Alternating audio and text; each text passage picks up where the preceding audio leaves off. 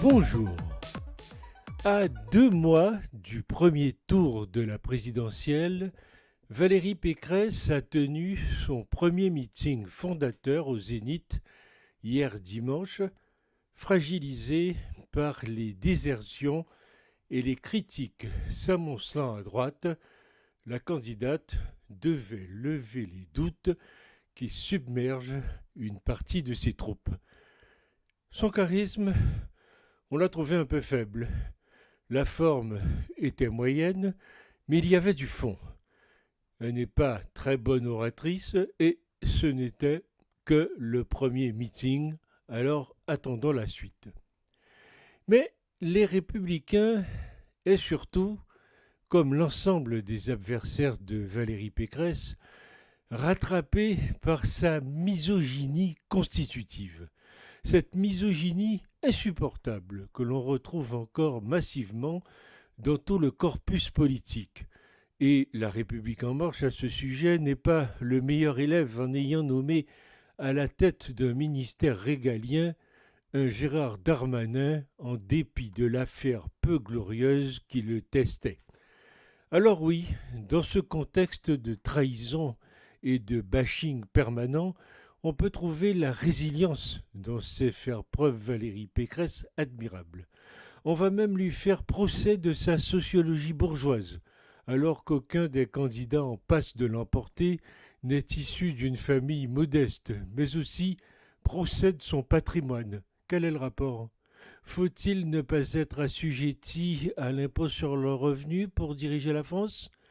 Attaqué de toutes parts, parce que précisément la seule à constituer une alternative républicaine crédible à Emmanuel Macron, et seule en mesure de l'emporter face à lui, peu servie par des médias complaisants à Macron dont le bilan est très faible, absence de réforme de l'État, endettement abyssal, déficit du commerce extérieur record, mais qui n'y est pas confronté, médias aussi d'une indulgence sidérante à l'égard du candidat du RANS, misogyne, pétainiste, xénophobe, homophobe, inexpérimenté et peu capé, dont je tairai le nom, lequel polémiste d'extrême droite n'est jamais mis en face ni à son populisme haineux.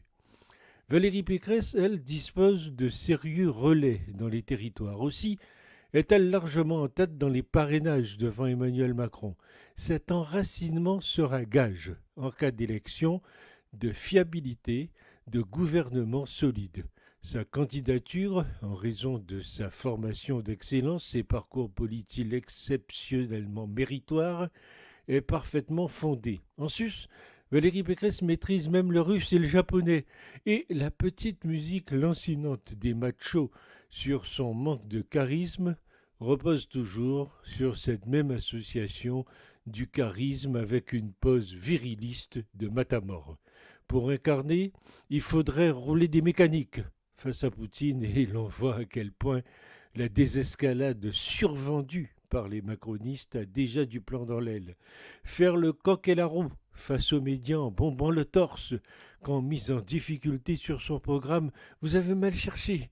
Faire des propositions intenables sur les PR, l'immigration zéro. Alors oui, Valérie Pécresse ne promet pas ce qu'elle ne pourra pas tenir. Elle ne vend pas un récit national frelaté pour fasciste ou décérébré. Elle ne vend pas non plus, comme Emmanuel Macron, un rêve qu'elle ne tiendra pas. Pour toutes ces raisons, et sans être un fervent soutien de la républicain, il est permis de souhaiter que Valérie Pécresse l'emporte à la présidentielle en dépit du goût des médias, mais aussi des populistes et des misogynes pour les mâles fanfarons et candidats de peu de foi qui font du bruit.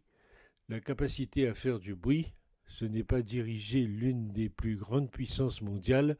Alors bonne suite, Valérie Pécresse. Continuez à tracer votre sillon en vous affirmant, vous et vous seul. Valérie Pécresse, faut-il le rajouter, n'a pas donné toute sa mesure et une bête blessée, même la plus calme, peut passer à l'attaque. Souvenez-vous-en.